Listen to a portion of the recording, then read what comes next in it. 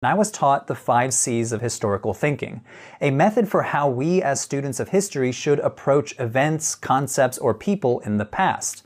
The 5 C's are change over time, context, causality, complexity, and contingency.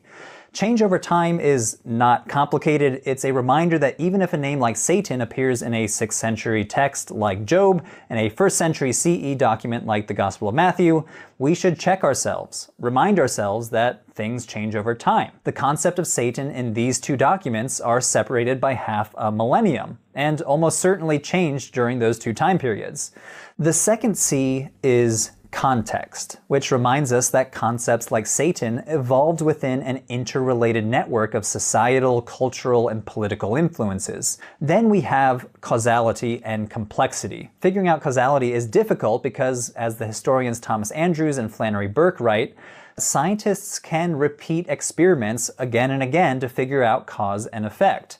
But for historians, the past has already happened. We can't really repeat our experiments to figure out what caused what effect.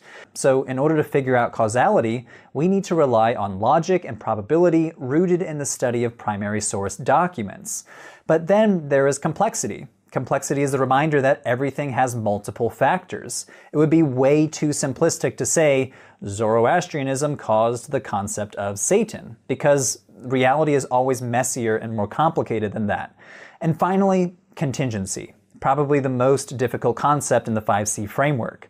To argue that history is contingent is to claim that every historical outcome depends upon a number of prior conditions. This is a reminder that everything is connected.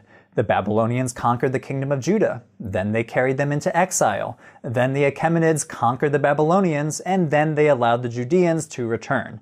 It is a string of contingent events stemming from prior conditions,